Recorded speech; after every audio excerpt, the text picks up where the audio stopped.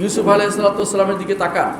ইউসুফ আলাইহিসসালাম যেই সময় তার ভাইরা তাকে কূপে নিক্ষেপ করেছে, সেখান থেকে তিনি দাস হিসেবে বিক্রি হয়েছেন, কিন্তু আল্লাহ তাআলা তাকে মিশরে রাজত্ব দিয়েছেন।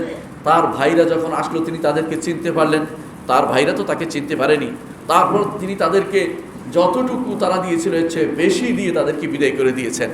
মানুষের প্রয়োজনে তিনি এগিয়ে এসেছেন, কারণ তিনি জানতেন যে তার ভাইরা, তার এলাকার লোকেরা বিপদে আছে। বিপদের ক্ষেত্রে তাদেরকে দান করার ব্যাপারে তিনি কোনো সামান্য কমতি করেননি। আল্লাহ তাআলা তাকে সম্মান আসীন করেছে সেজন্য। অনুরূপভাবে আপনারা দেখেন মুসা আলাইহিসসালাম তিনি কি করেছেন, যখন বিপদে পড়ে এগিয়ে চলে গেলেন মাদিয়ান নগরীতে।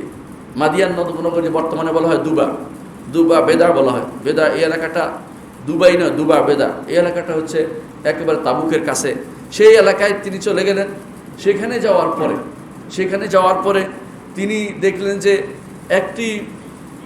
একটি কূপ আছে যেখানে অন্যরা পানি পান করাচ্ছে, কিন্তু দুই মেয়ে পানি পান করাতে পারতেছে না। তিনি তার শক্তি সামর্থ্য খরচ করে সেই কূপের মুখ থেকে পাথরটা সরিয়ে তাদেরকে পানি পান করালেন। আল্লাহ তাআলা সাথে সাথে তার জন্য ব্যবস্থাপনা করে দিলেন, এবং সেই বাড়িতে তার ব্যবস্থাপনা হলো, সেই বাড়ি থাকার ব্যবস্থা হলো, এবং সেখানে তার পরিবার গঠন করলেন, এবং সেখান থেকে আবার তিনি মিশরে আসার সুযোগ পেলেন। এভাবে